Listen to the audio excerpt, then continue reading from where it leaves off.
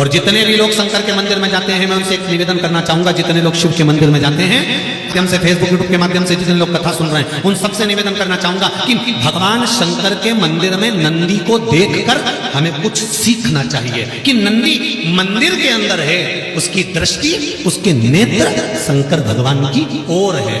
तो मंदिर जाने वालों को नंदी सीख देता है कि जब भी मंदिर में आओ, मेरे जैसे आना, जैसे मैं शंकर को देखता हूं उसी को देखकर जाना, संसार को नहीं।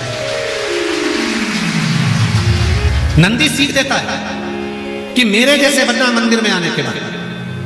शंकर के मंदिर से, शंकर के शिवालय से, मेरे भोलेनाथ के मंदिर से सीख मिलती है कि नंदी शंकर भगवान को ताकता रहता है, देखता रहता है। कभी तुमने किसी नंदी का फोटो नहीं देखा होगा जो भगवान शंकर सामने है और नंदी यूं मुड़ के देख लिया, देखा? पर तुम जितने नंदी की बहनों बैठी हो ना, और जितने नंदी के भाई लोग बैठे हैं, ये जब जब शंकर के मंदिर जाए और भगवान के अभिषेक चल रहा है, ये जल चढ़ा रही है, इतने में कोई आवाज लगा देना, नमामि शंशान निर्वाण रूपम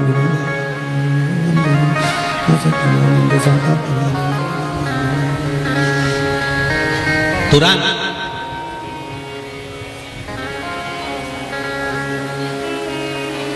और अगर नंदी ऐसा करता तो शंकर भगवान के मंदिर में जो नंदी है वो ऐसा करता था? तुम जल चढ़ाने आई और तुमने घंटी बजाई और बजाते से नंदी पीछे पलट के देख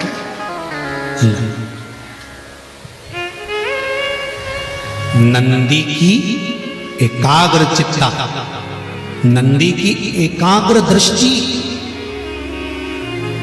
सिद्ध कर देती है कि महादेव तुमको प्राप्त जरूर होगा, ये निश्चित है। ये नंदी की एकाग्र चित्ता करती है, नंदी की एकाग्र दृष्टि करती है कि शिव मिलेगा, ये निश्चित है। शंकर प्राप्त होंगे, ये निश्चित है। शिव मिलेंगे, ये निश्चित है। शंकर मिलेंगे, ये निश्चित है। प्राप्त होंगे, ये निश्चित है।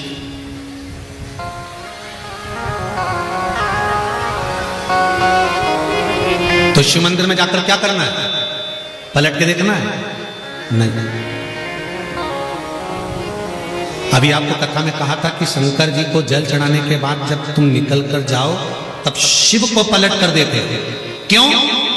हो सकता है पूजन करते समय, जल चढ़ाते समय, आराधना करते समय, दिया लगाते समय, भगवान को भोग लगाते समय हमको थोड़ा सा अहंकार आ गया हो कि मैं आती हूँ, पोछा लगाती हूँ, कितनी गंदगी करके रखते हैं सब, वो तो मैं नहीं आऊँ तो पोछा ही नहीं लगे, मैंने साफ करा, मैंने दिया उठाकर रखा, मैंने बेलपत्री उठाकर रखी, मैंने ये कार्य किया। नहीं, तुमने ये कार्य नहीं करा। शंकर भगवान ने अपनी सेवा के लिए तुमको छांट कर रखा। इसका अहंकार नहीं होना चाहिए, इसका गौरव उत्पन्न होना चाहिए। तुमको इसका गौरव उत्पन्न होना चाहिए कि मुझे देवाधिदेव महादेव ने अपनी सेवा के लिए रखा। देवाधिदेव महादेव ने मुझे अपने लिए रखा। अब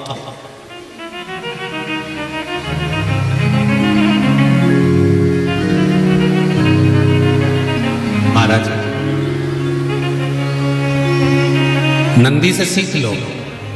जितने लोग बाहर खड़े हैं, पानी आ रहा है, आपसे निवेदन है टीन शेड में चले जाओ।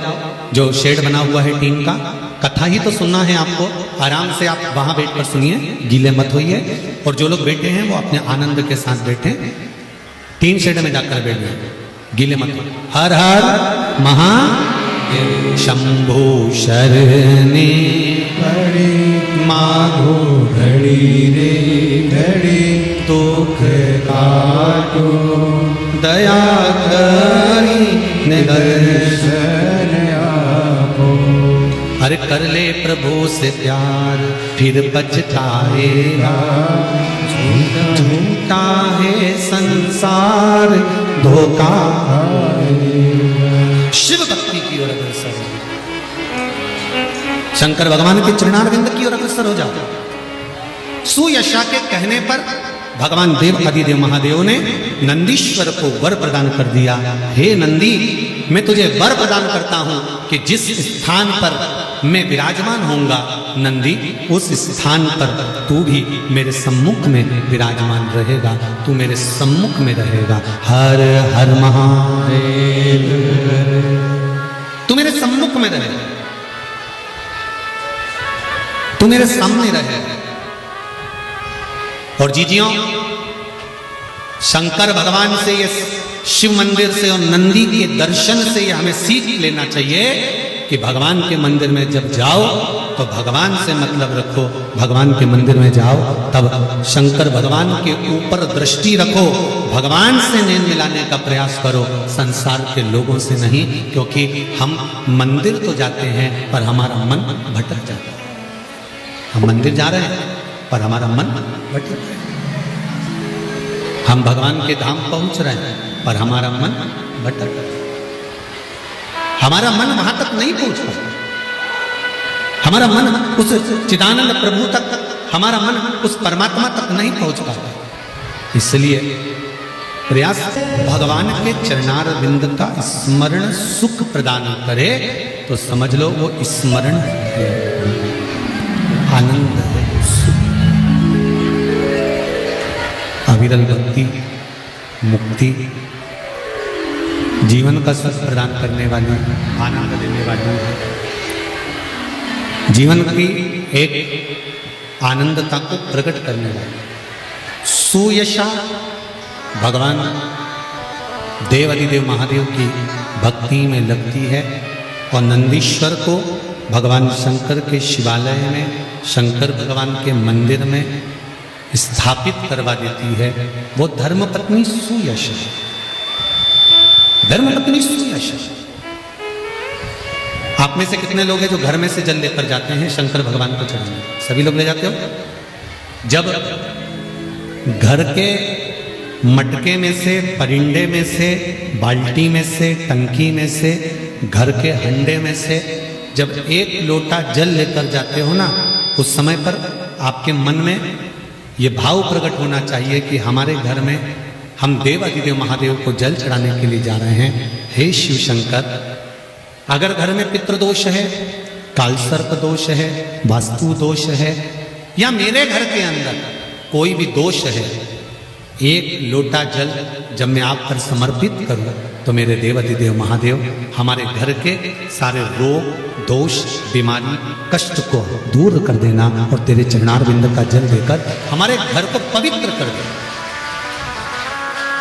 तेरे चरणों का जल हमको प्राप्त हो जाए जिससे हमारा जीवन सार्थक हो जाए। घर से जल लेकर जाओ तो ये कहकर जाओ कि हमारे कुछ दोष होंगे पूर्व के, कुछ पाप कर्म होंगे पूर्व के, वो तेरे दरवाजे पर जल चढ़ाने से मिट जाएंगे। जब वहां से आओ तो थोड़ा सा जल लाते हो साथ में, थोड़ा सा जल कलश में 2 बूंद 4 बूंद जो भी तुम लेकर आते हो वो लाकर घर में छींटते हुए प्रवेश करो। क्यों? क्योंकि हमारे घर का कोई दोष होगा, बाबा को जल चढ़ाने से वो मिट जाएगा और बाबा के चरणार बिंद का जल लाकर घर में छींटने से लक्ष्मी और वैभव बढ़ जाएगा। ये उसकी कृपा से है, ये उसकी दया से है, ये उसकी करुणा से है। महाराज, श्रावण का महीना चल रहा है। सावन के महीने में कार्तिकेय महाराज की धर्म पत्नी देवसेना और वल्ली देवी, कौन कौन है? जम के बोलो जरा। देवसेना और वल्ली।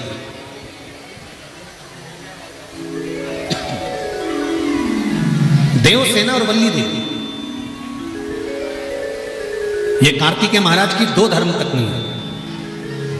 इन्होंने शंकर भगवान की आराधना कब करी थी?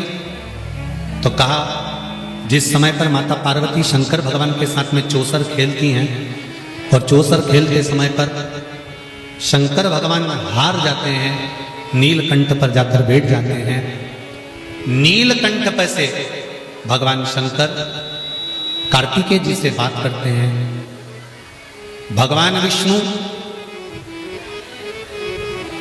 स्वयं पासा बनते हैं, रावण निर्णायक बनता है और कार्तिकेय के कहने पर वापिस पुनः शंकर भगवान चौसर खेलने के लिए माता पार्वती के साथ बैठ जाते हैं। फिर वापिस